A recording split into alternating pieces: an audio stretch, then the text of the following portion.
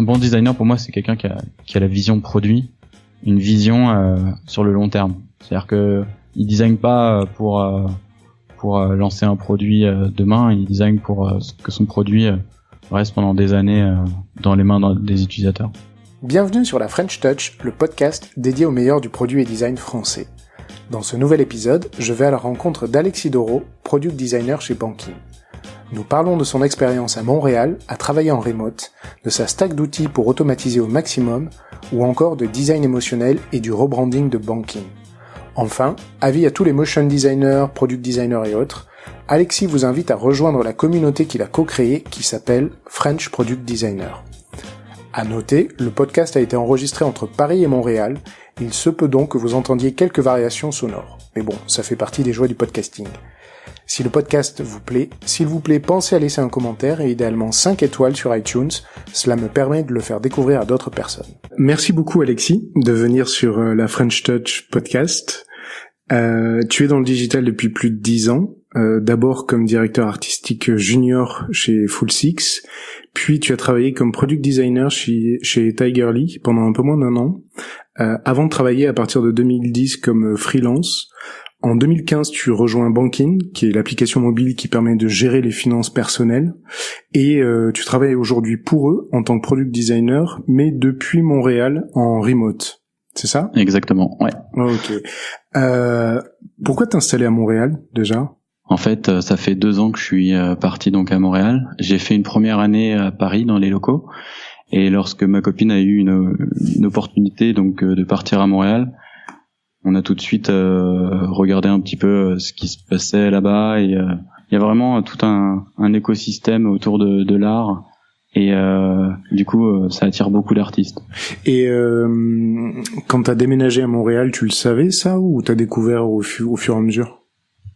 Non, pas du tout. En fait, je suis pas un gros voyageur, mais j'adore découvrir de nouvelles villes et partir pendant assez longtemps.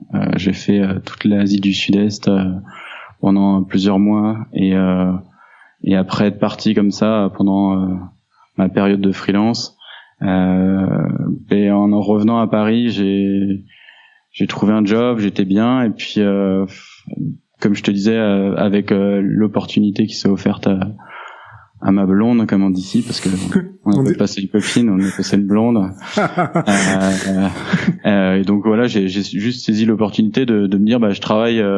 Peut-être à distance, on va mettre les moyens, mais ça va me permettre aussi de découvrir autre chose, une nouvelle culture et plein d'autres choses. Et donc j'étais très très surpris de découvrir la ville de Montréal qu'on m'avait vraiment recommandée, comme quoi c'était une ville très agréable à vivre et Montréal c'est le leader mondial de l'intelligence artificielle. Donc il y a un énorme hub qui est en train de se former. Google, Facebook, Microsoft, Thales et IBM sont vraiment en train de s'implanter à Montréal. Et justement, c'est assez étonnant parce que ici, dans quelques années, ça va devenir un peu the place to be pour tout ce qui est applicatif et donc la recherche scientifique autour du développement expérimental de l'intelligence artificielle. Il y a énormément de chercheurs. On compte même presque 9000 étudiants à McGill et l'université de Montréal qui travaillent sur l'intelligence artificielle. Ah ouais, c'est énorme. Et donc c'est assez énorme. Et aujourd'hui, on peut remercier aussi les Français d'être aussi dans le domaine parce que ils président un peu la IA, parce qu'il y a Yann Lequin qui est chercheur.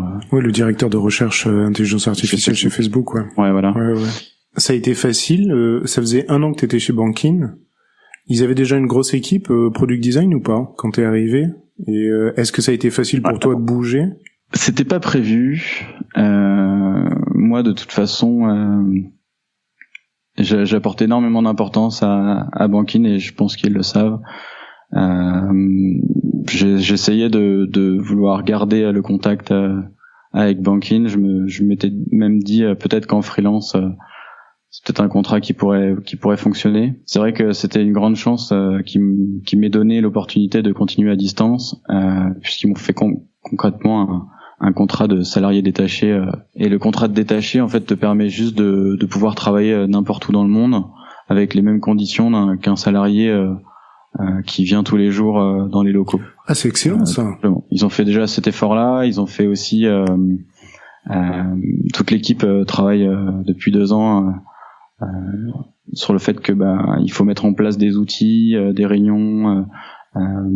Voilà, on a quand même 6 heures d'écart avec la France, donc d'un point de vue organisationnel, il faut le prendre en compte. Je suis pas toujours tout le temps disponible. Au début, on me contactait alors que j'étais encore en train de dormir, mais après ils ont compris. Donc voilà, aujourd'hui ça se passe super bien. Les 6 heures d'écart dans le design du produit sont assez confortables dans le sens où généralement le matin on fait les réunions et puis ça s'enchaîne avec de mon côté l'après-midi un bon temps de production, on va dire, ce qui me permet d'être confortable, avoir un bon process créatif. Ouais, t'es dans un espace de coworking ou vous avez des bureaux banking à Montréal? J'ai l'impression d'être un super privilégié parce que mais c'est le cas, hein, j'en ai conscience. En fait, pendant 1 an, j'ai travaillé de chez moi et c'est vrai que c'était difficile d'arriver dans un nouveau pays et de travailler de chez soi, puisque en fait le premier contact et le lien social qu'on a avec les gens, ça commence aussi par le travail quand on déménage à l'étranger.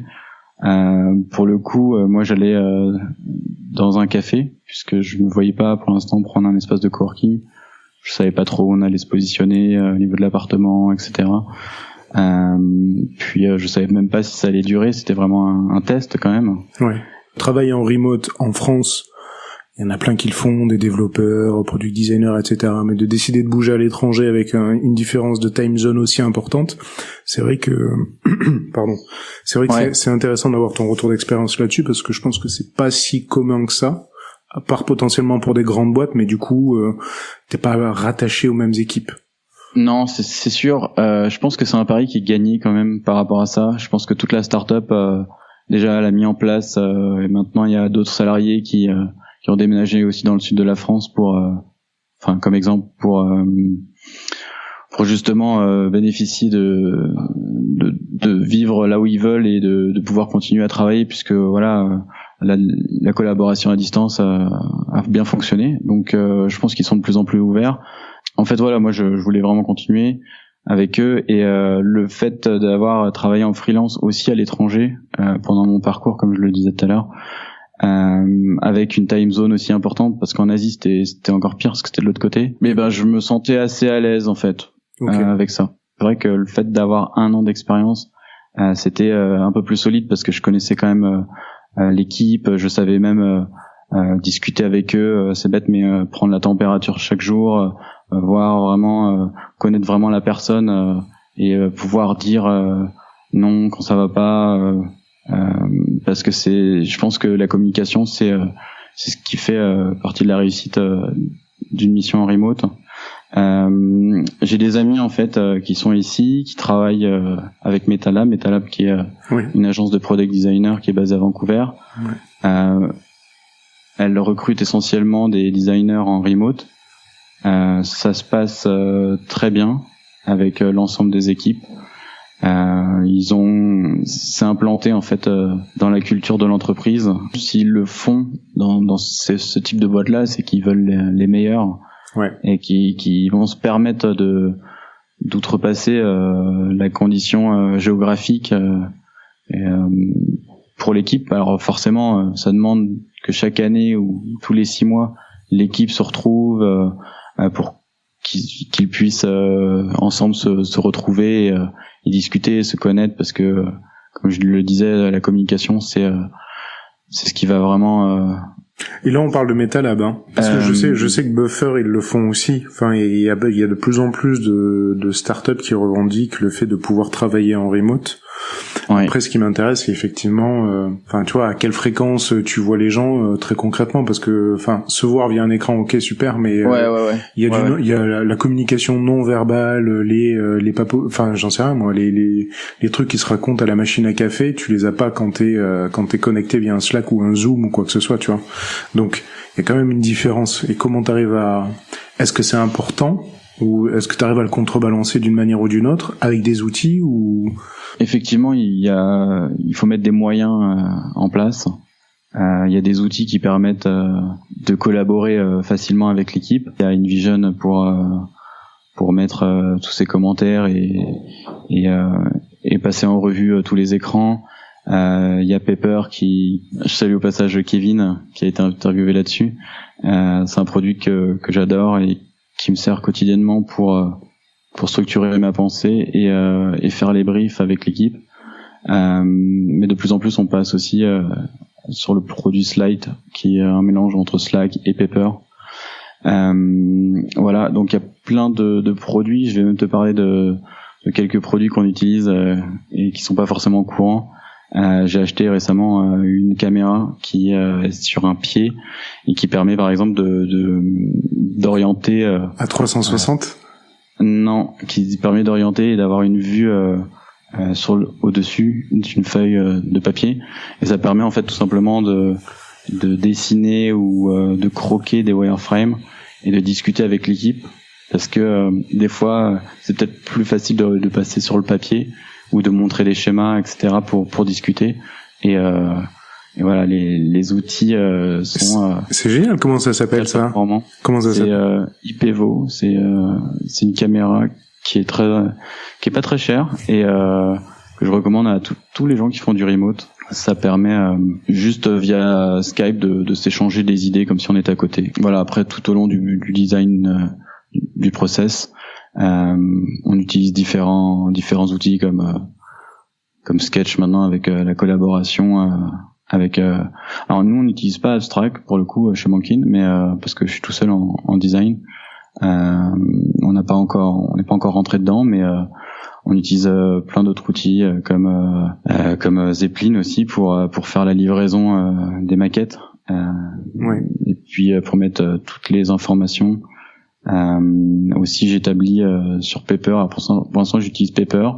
Ensuite je suis en train d'essayer de faire mon propre outil pour présenter le design system, puisqu'en fait en ce moment on est en train de revoir une nouvelle version de Bankin, et justement on travaille à recréer un petit peu toute cette librairie de symboles et la documenter. Et je travaille vraiment en collaboration forcément avec le product manager Nicolas Martin et Rémi qui vient de nous rejoindre, et les développeurs pour s'assurer vraiment que de leur côté il y ait aucun problème sur la compréhension de cette librairie.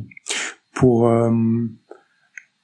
mettre en place le design system, tu t'es documenté, t'en as parlé avec des amis product designers. Comment t'as abordé l'exercice? En fait, un design system, ça permet d'unifier le design à travers l'ensemble d'un produit. Donc c'est un mot qui est devenu très à la mode récemment. Mais faut savoir qu'on a toujours fait des UI kits, on a toujours fait un peu des librairies de composants. On a toujours essayé de charter les composants pour avoir un style cohérent avec l'ensemble de la marque, puisque ça joue un rôle essentiel en fait avec la personnalité de la marque, d'avoir une structure et d'avoir un design clair et rigoureux et charté. Donc nous, tout simplement, le design c'est aussi adapté. Avant, on faisait un petit peu du one shot. On construisait notre design et on essayait qu'il soit unifié sur toutes les pages. Dès qu'il y avait des nouveaux composants, on recréait un petit peu le design, et on va pouvoir se concentrer davantage sur l'expérience qu'on va créer dans le produit, avoir un design un peu plus émotionnel et essayer de surprendre nos utilisateurs à travers de l'interactivité et et d'autres choses qu'on peut mettre en place. Et parce que se concentrer sur du design d'éléments, quoi. J'ai vu d'ailleurs, alors je sais pas si tu reviens souvent sur Dribbble, mais ça m'a assez fasciné en fait le dernier. T'as posté un character generator, illustration, sketch library. J'ai eu simplement l'idée de reprendre le design system, exactement le même type d'infrastructure, et de créer en tout cas un design system autour d'illustration. Donc je suis parti sur un personnage, je me suis dit je vais décliner les cheveux. Alors j'ai décliné tous les cheveux, après j'ai décliné tous les vêtements, j'ai décliné des bras qui se lèvent, et en fait au final aujourd'hui je suis capable de générer en quelques secondes des scènes de vie avec différents personnages, que ce soit des femmes, des hommes, avec différents styles pour illustrer l'application. Donc c'est vraiment mettre l'automatisation au service du design, puisque on va avoir beaucoup plus de scènes de vie qui vont être illustrées grâce à ça. Enfin, c'est plutôt un gain de temps, plutôt. L'automatisation fait qu'on gagne du temps, mais ça va pas desservir en fait le produit, puisque on a travaillé vraiment sur chaque élément, et aujourd'hui ça vit bien. Et je tiens à dire aussi que je suis accompagné d'André Navarre, qui est un motion designer qui travaille avec moi dans l'espace de coworking, et que je fais travailler en ce moment sur Bankin, et qui il récupère en fait les illustrations qui sont générées, et puis les anime, et il utilise quoi pour animer? Alors il utilise After Effects. Okay. Faut savoir, je vais en parler très rapidement, parce que c'est quelque chose que je trouve assez majeur dans le produit, design produit. Aujourd'hui j'en parle beaucoup avec mes collègues. Récemment, Airbnb a sorti un plugin qui s'appelle Lottie. Lottie est juste un player qu'on vient mettre sur une application iOS ou Android. Donc dans le code, et permet juste de lire des fichiers qui sont des animations qui ont été animées sur un logiciel comme After Effects, et donc des animations complexes qui vont être encodées dans un format JavaScript, et donc ça va être très fluide, ça va nous permettre d'être lu dans toutes les situations.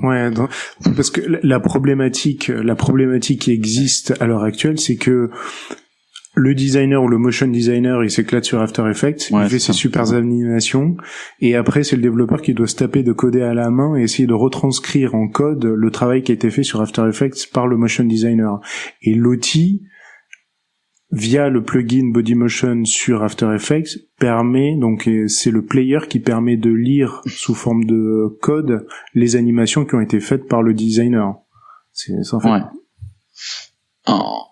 En fait, faut repartir un peu plus loin. C'est, mais on va y venir. Mais il faut parler en fait de design émotionnel. Moi, j'en parle souvent. C'est vraiment le sujet qui me tient à cœur. Juste pour dire que le design, c'est pas que des jolis écrans qui sont les uns après les autres.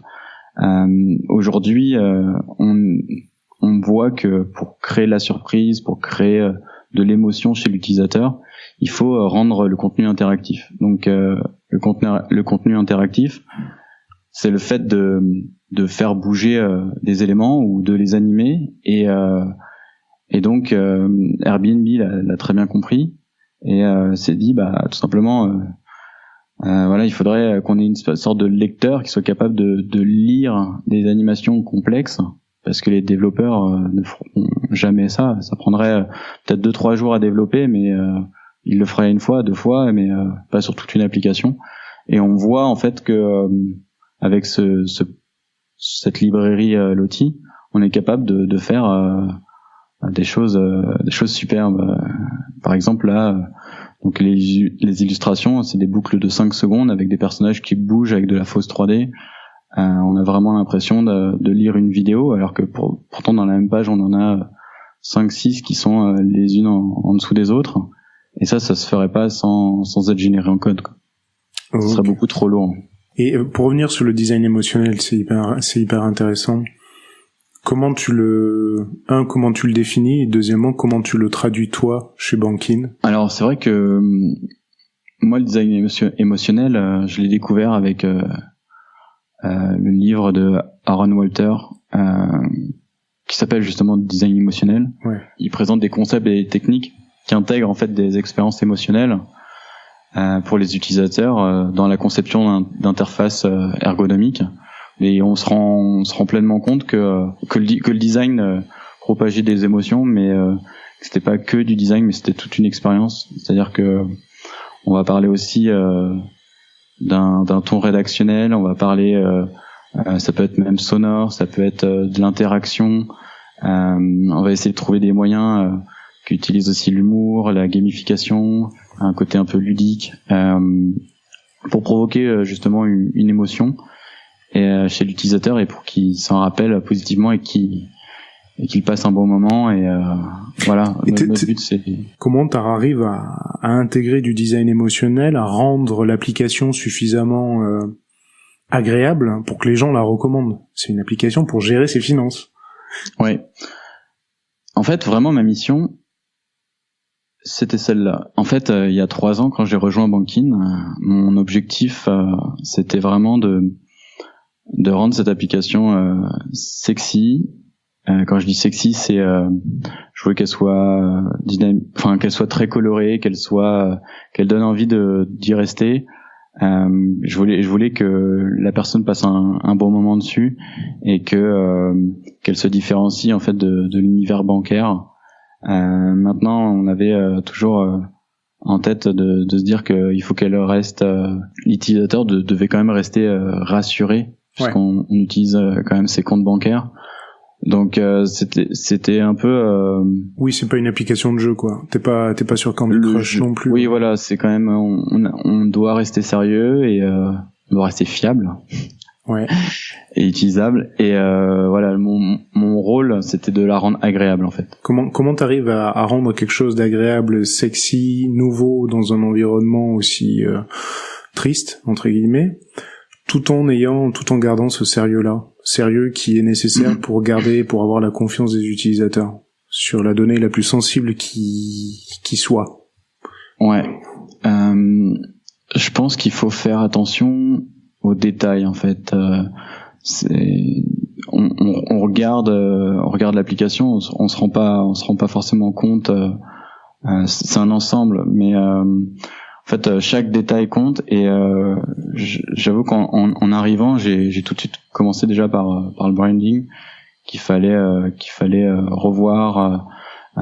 J'ai voulu que le logo soit plus tendance, plus moderne. Je voulais que la typo aussi, parce qu'on utilisait énormément de typos, donc je faisais attention à ce que la typo elle soit agréable à lire. Si vous voulez, on réfléchit en termes de blocs, de composants, mais dans le design, il faut qu'il soit aéré. Il faut qu'on imagine les lignes qui séparent les différents composants, mais il faut pas les voir. Faut vraiment avoir l'impression que quand on regarde l'application, on voit les différentes parties, mais ce qui fait qu'un design est épuré et agréable à lire. D'accord. J'ai pas mal d'amis designers, du coup j'ai créé une communauté pour avoir la possibilité d'échanger avec eux comme si c'était mes collègues, et franchement on arrive à trouver plein d'idées ensemble. Pour moi ils sont aussi c'est autant mes collègues que mes collègues chez Bankin, puisqu'en fait j'ai le même rapport avec eux. Je chatte avec eux, je les appelle, je les rencontre quand je vais à Paris.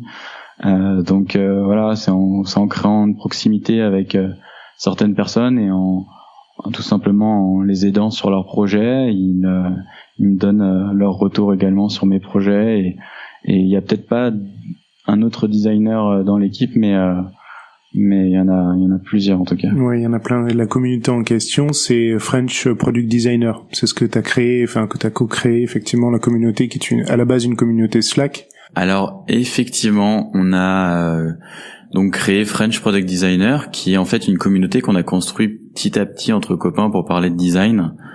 La volonté, c'était vraiment d'échanger sur l'expérience de chacun, sur les tendances, sur l'innovation du secteur. Et aujourd'hui, j'ai créé depuis peu une identité pour officialiser un peu la communauté, qui compte quand même 130 membres parmi les meilleurs designers francophones. Et notre but, c'était aussi de promouvoir un petit peu ce Slack, qui aujourd'hui est un Slack, pour justement inviter d'autres designers à venir nous rencontrer et à discuter. Et aussi, peut-être à terme, créer une plateforme francophone avec les best practices en termes de design. Ce qui est intéressant, c'est que vraiment, il y a des designers qui travaillent dans des entreprises très différentes et dans le monde entier. Donc, on échange vraiment sur nos parcours et nos différentes problématiques quotidiennes. C'est très intéressant d'avoir des réponses pertinentes sur certains sujets, car souvent, on trouve plus facilement des solutions. Moi, dans mon cas, c'est vrai que je travaille tout seul, donc en remote, et en plus de ça, dans mon équipe, je suis le seul designer. Donc ça me permet de parler quotidiennement de mes projets et d'avoir un peu l'avis d'autres designers. Voilà, alors j'ai une petite anecdote d'ailleurs avec Nicolas Fallour, qui est un des designers de Zenly et qui est aussi le cofondateur de ce Slack avec Claire Paoletti. Donc en fait avec Nicolas, on était en train de discuter du gyroscope qui revient de plus en plus à la mode sur les applications. C'est une utilisation qui avait été à l'époque assez utilisée pour tout ce qui était boussole, petits jeux, etc. Et là, de plus en plus, il y a avec l'iPhone 10, ils ont utilisé la caméra comme outil de tracking. Et du coup, il y a quelques développeurs qui ont utilisé justement l'outil de tracking pour changer les perspectives d'une application. On a trouvé ça justement très intéressant parce que c'était un peu une petite innovation dans le secteur. Maintenant, ça reposait vraiment aussi sur le gyroscope qui est justement présent dans tous les téléphones. L'iPhone X, pour le coup, le tracking n'est pas encore disponible sur tous les téléphones. Et notre but, c'est vraiment d'offrir une expérience, mais au maximum d'utilisateurs. Donc, je lui ai dit, tu vas voir le gyroscope, on l'a oublié, mais ça va revenir. Ça peut être hyper intéressant. Et il a travaillé avec les développeurs chez Zenly et ils ont animé donc les cartes. C'est de là que vient l'idée de la carte. C'est génial. En fait, voilà, on a un peu innové là-dedans puisque aujourd'hui, quand on est sur Zenly et qu'on clique sur ses amis, on a des cartes qui nous donnent des statistiques et elles s'orientent avec plein d'effets. Des shines, des shadows, pour tous aussi un peu de loti aussi. Ouais, pour tous ceux qui n'ont pas encore testé, je vous invite à l'utiliser sur Zenly. C'est l'expérience est juste incroyable. Il y a effectivement, comme tu dis, cette impression de tenir en fait une carte avec des effets de relief en fonction de la position du téléphone. En fonction de comment on tient le téléphone, on a l'impression que la lumière varie, que les reflets sont différents. C'est juste hallucinant. Et ça vient d'une conversation que vous avez eue alors. Donc voilà, pour trouver encore plein d'autres idées, j'invite tous les product designers francophones à venir nous rejoindre. Quelles sont les qualités selon toi requises pour devenir un bon product designer ? Alors, pour être un bon product designer, pour moi, il faut être créatif forcément. Il faut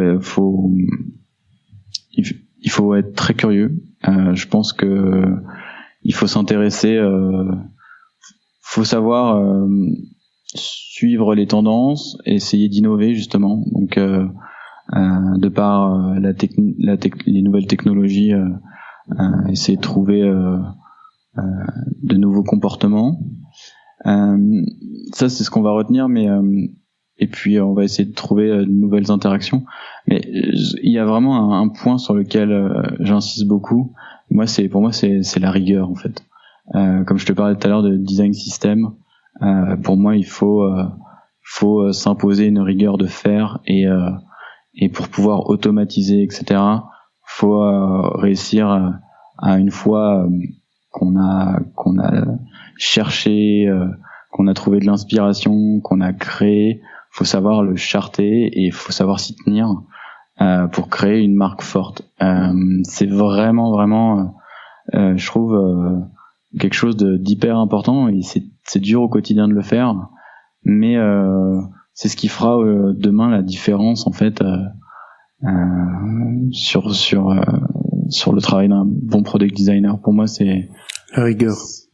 Ouais, c'est la rigueur, ouais, c'est vraiment et c'est aussi l'énergie qui va mettre dans la création de chaque détail, c'est-à-dire bien penser son produit, vraiment passer beaucoup de temps à sketcher, à réfléchir à ce qu'on peut améliorer, et de trouver des interactions par exemple qui vont nous permettre de limiter le nombre d'écrans. Toujours chercher à ce que à qu'on peut faire mieux en fait. Même si on lance le produit, je pense qu'il faut toujours le garder sous la main de temps en temps, revenir dessus. Moi c'est ce que je fais en permanence en fait. Même si on parlait de version tout à l'heure, pendant que je faisais la version 3, j'étais déjà en train de penser à la version 4. Parce que je continuais à bosser sur la version 3, mais parce que j'avais charté mes composants et mes éléments, mais j'avais d'autres idées qu'on pouvait pas encore développer tout de suite parce que ça demandait beaucoup trop de développement, mais au fond j'avais déjà préparé mon design pour que ça intègre prochainement de nouvelles features, et voilà, faut toujours avoir en fait Ouais. Enfin, voilà, le mot en fait, c'est un bon designer pour moi, c'est quelqu'un qui a la vision produit, une vision sur le long terme. C'est-à-dire que il design pas pour lancer un produit demain, il design pour que son produit reste pendant des années dans les mains des utilisateurs. Ok. C'est quoi ta stack en tant que product designer? C'est quoi les outils que tu utilises? Alors on échange souvent avec les amis là-dessus. Alors moi en fait tout simplement donc après j'ai une stack de product designer en remote, donc en gros moi j'utilise essentiellement le papier et j'allais dire quoi excuse-moi non en réalité en fait on fait une réunion avec Nicolas et Rémi sur les différents points qu'on va aborder. On fait un brief assez complet là-dessus, histoire de rien oublier.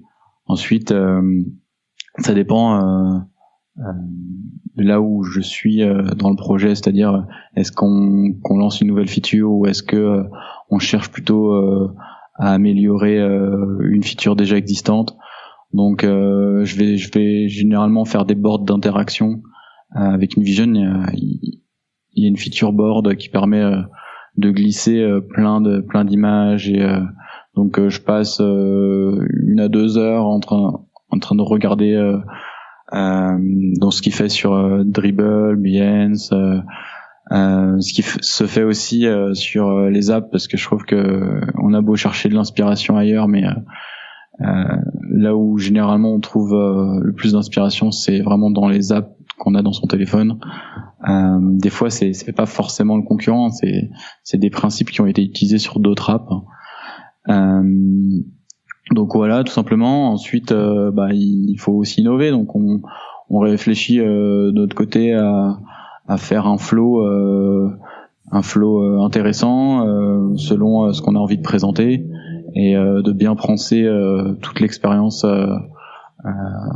du début de la feature jusqu'à la fin, tout ce qui est lien, sortie, etc. Donc là on va utiliser le papier, on va utiliser moi pour le coup en remote j'utilise Ivepo, je sketch sur papier parce que c'est beaucoup plus fluide d'utiliser le papier, et d'ailleurs je le recommande, on l'utilise pas assez. Du coup voilà, nous on se partage en fait avec la caméra nos différentes réflexions. Là-dessus c'est vraiment là où m'accompagnent les product managers chez Bankin. Ensuite, on va passer plutôt sur la partie design. Moi, j'utilise Sketch. J'ai automatisé le design avec des librairies. J'utilise des plugins d'ailleurs que je recommande. C'est Paddy. Paidy. À tous les designers, c'est un plugin Sketch qui va vous permettre de pouvoir gérer vos marges et d'aligner tous vos composants de façon automatique, et c'est juste génial. Il y avait un autre truc aussi, je voulais dire aussi, j'ai intégré en fait un synchronisateur de Google Sheets. Alors ça c'est je suis encore en phase de découverte là-dessus. J'essaye de voir ce qu'on peut faire avec. En fait, tout simplement, de la même façon que je voulais automatiser le design, je voulais automatiser en fait le texte qui aurait pu être produit sur un hyperacteur. Je suis un malade de l'automatisation. Et honnêtement, c'est un gain de temps énorme. Donc, par exemple, j'ai travaillé sur Yomoni. On a fait 70 écrans. C'était énormément de formulaires, alors forcément il y avait plein d'interactions et tout, mais il y a eu des retours de wording, je te dis pas. En plus de ça, on est en français, donc faut gérer les langues. On va arriver sur le marché anglais, espagnol et allemand. Donc là, voilà, tu vois, en fait, sur la V4 pour moi, c'est vraiment une grosse préparation pour le multilangue et. C'est un sujet mais énorme. L'internationalisation, c'est voilà. Les Anglais quelque part, je dis pas qu'ils s'en foutent, mais ils l'intègrent pas trop. On voit pas trop d'articles là-dessus. Ouais. Et moi, je cherchais vraiment le moyen d'automatiser mon design et de le rendre hyper fonctionnel. Donc, ce que j'ai trouvé récemment, c'est un plugin qui me permet de synchroniser en fait une Google Sheets. Une Google Sheets, c'est en gros Excel sur Google Drive. Et avec ce petit plugin là, en un raccourci, je synchronise toutes les données qui vont être dans le document Excel. Ça me sauve un temps de malade. Pourquoi ? Parce que de temps en temps, j'étais avec les product managers, on faisait des retours juste orthographiques. T'imagines, j'intègre énormément de partenaires prochainement. Et juste pour des corrections orthographiques, je dois repasser sur le design pour soit parfait pour les développeurs. Mais mais pourquoi justement les développeurs ils ont le template principal, pourquoi t'es obligé de te taper de faire ça pour tous les partenaires ? Bah déjà c'est pour valider l'expérience avec nos partenaires. Et puis ensuite c'est pour tester la longueur des contenus, c'est pour t'assurer qu'il n'y ait pas rien qui pète. Voilà, c'est aussi du test en fait. C'est aussi par exemple je te dirais par exemple on a créé un coach avec un feed et il y a plein de cartes. Il y a des cartes qui te préviennent sur l'état de tes comptes, il y a des cartes qui te préviennent sur tes dernières transactions. Et donc moi forcément j'ai automatisé le design sous la librairie, mais de temps en temps pour aller beaucoup plus vite et designer et présenter du texte, moi j'avoue que ça me permet de me décharger un petit peu de cette partie textuelle que des fois je me casse la tête, qui après est remodifiée. Comme ça on peut travailler un peu en binôme là-dessus. D'un côté il y a quelqu'un qui va travailler sur le texte, donc c'est pour ça que je disais justement qu'il faut le X-Writer qu'il faut chez Bankin.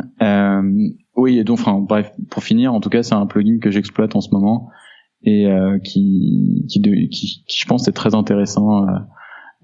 C'est fait, c'est toi qui l'as fait ou on peut le trouver sur non, les sketchs sur les libs de plugin Sketch?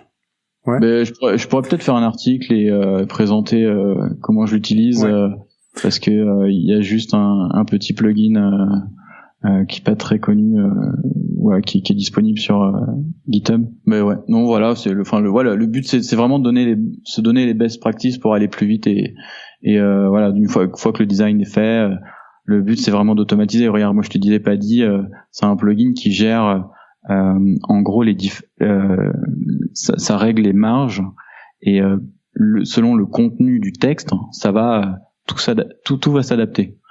Donc ça fait partie aussi de l'automatisation du design. Je te dis ça pourquoi ? Parce que nous on pense du coup composant et après on le teste et Et tu vois, le jour où de l'autre côté il y a juste à développer, il y a juste à besoin de changer le texte et tout est bon, bah ça évite de le passer côté design, quoi. Ouais. Donc voilà. Donc voilà, on fait des allers-retours avec InVision, et puis ensuite il y a ça c'est. Est-ce que dans ta stack il y a par exemple des outils de prototypage, et est-ce que toi concrètement tu fais des prototypes ou tu livres juste des écrans via Sketch ou Zeppelin direct au dev? Ouais, bah écoute, l'interaction est au cœur vraiment du métier du product designer. Une fois que le design est créé, même si on l'a pensé de façon à ce qu'il soit interactif, il faut la meilleure façon en fait de le présenter à l'équipe tech, c'est vraiment de le prototyper, parce que je pense que des fois on a beau expliquer ces idées, elles sont beaucoup plus matérialisées quand on prototype et qu'on montre le fond de sa pensée. Et tu utilises quel outil pour le faire? Donc alors ça dépend. J'utilise en grande majorité Principal. Ouais. Pourquoi? Parce que Principal, ils l'ont tous installé sur leur téléphone, je leur envoie le fichier et ils le testent vraiment en live, comme s'ils avaient déjà l'application développée. C'est pour le coup, c'est vraiment un outil de prototypage. Mais je voulais aussi parler justement d'After Effects de temps en temps, pour de simples animations ou pour de la mise en interaction, des trucs qui peuvent refaire aussi derrière. Je passe de temps en temps sur After Effects vraiment pour de la UI animation. C'est des choses qui vont peut-être pas forcément être reproduites par les développeurs, du coup avec l'outil. Donc je sais pas si je peux appeler ça prototypage, mais bah si. Et ouais. ça, ce qui m'intrigue, c'est que moi j'ai fait du prototypage via Principal, et la grosse question que je me pose, c'est à quel point tu vas dans le détail de ton animation, tu vois. Est-ce que dans le chronométrage, dans la transition, dans ton animation à proprement parler, est-ce que tu vas vraiment exactement... Parce que la crainte que j'ai systématiquement quand je fais ça, c'est que le développeur prenne pour argent comptant le prototype que je lui donne. Donc il va être, tu vois, quand je te parle de chronométrage, le mec il voit que mon anime dure 2 secondes, il va la faire 2 secondes, quoi. Oui, en fait moi le but pourquoi je fais ce prototype, c'est forcément c'est déjà de le tester avant de le développer, hein. Nous on fait des alpha tests, donc je vais t'en parler tout à l'heure, mais avant de le développer et de le tester par des bêta testeurs, on a introduit le terme d'alpha testeur chez Bankin, qui est de tester en fait sur un prototype la feature. Mais avant de par rapport aux développeurs, donc moi je fais un prototype qui est très fidèle à ce que je pense. Je passe beaucoup de temps dessus. Pour moi c'est 50%. Enfin c'est beaucoup de temps. C'est beaucoup de temps. Pourquoi? Parce que derrière on a formé les développeurs à ce qu'ils puissent lire en fait les fichiers Principal. Comme ça ils ont les données exactes en fait des variables. Ouais. Et du coup ils peuvent reproduire ça en code à chaque fois à la fin de chaque sprint et chaque projet. J'explique. Je pourrais peut-être te montrer à la limite, peut-être que ça pourrait être un autre article encore sur un paper. En fait, j'explique vraiment quel est l'objectif de la feature, comment on est arrivé, tout le product thinking, et également je mets en lien les prototypes, et je décortique à chaque fois l'animation pour qu'elle soit la plus fidèle possible à la fin, en fait. Voilà. Mais il faut savoir que du coup le prototype il est très fidèle et il est très travaillé pour qu'on arrive au même résultat, quoi. Si tu avais eu le pouvoir de faire passer un seul message à des millions de gens, qu'est-ce que tu leur dirais? Et pourquoi? Ça sous-entend qu'il y a des millions de gens qui écoutent. Ouais, alors si on peut parler des millions de gens, on va certainement dire qu'il y a des gens qui ont pas la chance de travailler dans un domaine qui leur passionne. D'autres oui, et j'essaie de pousser même les étudiants quand je les rencontre à chercher à travailler dans un métier qui les passionne. Je sais pas si tu connais Idrissa Berkane. Si, bien sûr. Ouais. Le chercheur en neurosciences cognitives. Exactement, ouais. Qui s'est fait connaître avec l'économie de la connaissance. Moi, j'adore ce qu'il fait. Je trouve que lui a une phrase qui est toute faite qui dit qu'il faut faire ce qu'on aime et il dit tout simplement que la clé du succès, c'est l'art de faire ce qu'on aime et de savoir le faire. Voilà, c'est comme ça. Je pense qu'on excelle dans ce qu'on aime, ouais. Donc en fait, ouais, j'ai toujours été passionné par les domaines artistiques et j'avais pas vraiment envie de prendre le risque de partir dans cette voie. Il faut savoir que j'étais parti dans une voie au début commerciale avec une spécialisation en marketing et création d'entreprise. Donc je savais au fond de moi que j'avais un peu une âme d'entrepreneur et mais le côté artistique me démangeait vraiment, si tu veux, pour te rendre compte un petit peu du truc. Tu vois, lors des exposés, j'avais vraiment pris conscience que les profs et mon auditoire étaient vraiment sensiblement réceptifs au visuel que je mettais dans les présentations, et ça avait un impact puissant en fait sur le message. Et du coup, lors d'un forum d'école que j'ai discuté avec des représentants d'une école d'art, et ils m'ont dit bah voilà, mais il faut payer la première année, l'alternance commence à la deuxième année, etc. Donc j'ai quand même tenté le truc, j'ai fait les tests d'entrée et je suis allé les voir et je leur ai demandé si je pouvais passer directement en deuxième année parce que la première année voilà, je préférais l'alternance et m'auto-former. J'ai vraiment si je devais vendre l'alternance, je le ferais. Enfin, on fera peut-être un autre podcast là-dessus, mais ouais. L'alternance sert beaucoup aussi dans le design, etc. Et bref, en gros, donc j'aurais dit, écoutez les gars, je vais m'auto-former pendant toutes les vacances d'été et à la rentrée, je viens avec un contrat avec une entreprise. Et donc j'ai bossé comme un dingue sur les projets. J'ai essayé de rattraper le niveau de toute l'année. Et puis en septembre j'étais avec mon contrat. C'est énorme. Donc voilà, faites ce que vous avez envie de faire et faites-le bien et je suis sûr que vous y arriverez quoi. Merci Alexis. Merci à toi Gerd. Voilà, c'est tout pour la French Touch. Encore merci à Alexis pour son temps et pour son retour d'expérience. Merci à vous d'avoir écouté. Si ça vous a plu, abonnez-vous à la French Touch sur votre application préférée. Pensez bien à laisser un avis, 5 étoiles de préférence sur iTunes. Ça m'aide beaucoup à bien référencer le podcast et à le faire découvrir à d'autres personnes. Vous pouvez m'envoyer vos feedbacks ou vos suggestions directement sur Twitter, @lafrenchtouchfm. Retrouvez tous les liens évoqués par Alexis dans cet épisode directement sur Medium ou sur le site www.lafrenchtouch.fm.